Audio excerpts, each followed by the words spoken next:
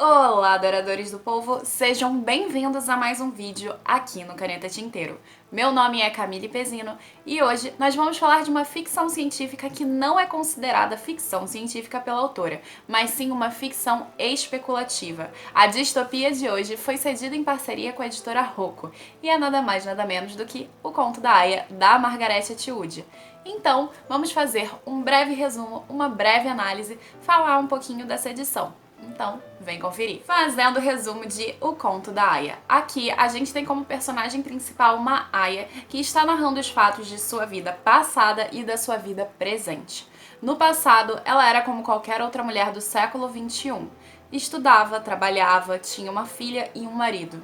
No entanto, os seus direitos como cidadã foram revogados por um grupo revolucionário que toma o poder e acaba com o Estado laico, criando uma revolução teocrática e uma política teocrática. Assim, essa lógica teocrática acaba invadindo todos os lares. A mulher que antes tinha direitos não tem mais. Os Estados Unidos da América, que antes falava sobre liberdade torna-se Gilead, um lugar para a liberdade para.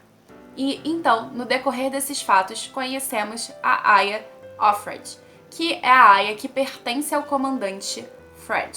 Off é a preposição de do inglês e somada a Fred dá Offred. Assim, ela convive com as duas Martas, bem como o motorista Nick. E ao mesmo tempo que vamos conhecendo os fatos de ela tentando engravidar do comandante, afinal era essa a sua função, vamos também conhecendo um pouquinho do seu passado e de toda a liberdade que um dia ela já teve. Fazendo a análise de O Conto da Aia. Antes de continuar, eu quero dizer pra vocês, se vocês já leram O Conto da Aia, eu sugiro o nosso podcast no QGCT. A gente organizou ele junto com o da Jaque, do Estante da Jaquinha, porque O Conto da Aia foi a nossa leitura de novembro de 2020, no nosso clube de leitura anual de clássicos. Tivemos 3 convidados e lá tem impressões completas e também diferentes opiniões. Mas se você nunca leu O Conto da Aia, então vamos falar um pouco sobre essa história. A narrativa é de fluxo de consciência, ou seja, o narrador-personagem pensa nos fatos presentes e passados todos ao mesmo tempo. Se uma tarefa do presente a rememora do passado, ela simplesmente começa a narrar. Isso pode ser um pouco confuso no início para quem não está acostumado, principalmente, mas depois de um tempo você engata com certeza. Além disso, eu quero comentar também sobre a terminologia ficção científica para Conto da Aia.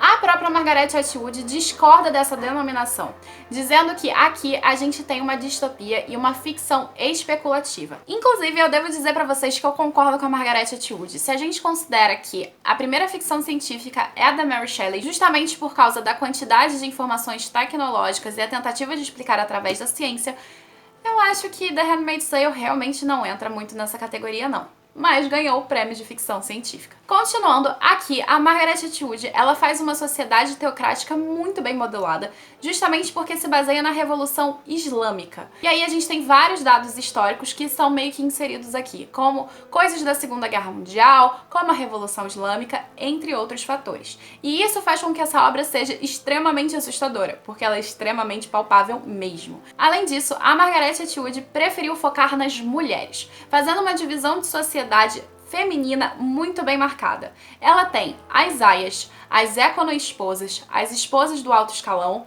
bem como as martas e as tias. Todas elas têm uma função social diferente para fazer com que exista a dominação feminina, bem como a inveja, e aí a gente tem a falta de sororidade, porque é muito difícil ter uma sororidade quando você vê a outra tendo uma vantagem que você gostaria. Eu sugiro para vocês lerem essa obra não como uma obra feminista, porque não é, e sim uma obra que tem um apelo feminista. Mas Camille, qual é a diferença? O Conto da Aia, para quem não leu e não sabe, é dividido em 2 partes. Primeiro, o Conto da Aia e depois uma segunda parte de notas históricas. Essas notas históricas fazem toda a diferença para você entender o Conto da Aia. E é justamente por isso que eu estou falando, e a própria Margaret Atwood também fala que o Conto da Aia não é uma obra feminista, mas que tem um apelo. E isso é interessante por quê? Porque essa história aqui, a gente tem esse desdobramento para saber como funcionou a própria narrativa e o quanto essa narrativa faz sentido em relação à nossa realidade. Com as notas históricas, realmente, tipo, esse livro aqui é pior do que O Exorcista, que inclusive a gente resenhou e vocês podem ver aqui nos cards também. Somado a isso tudo, a gente vai ter um debate político e religioso.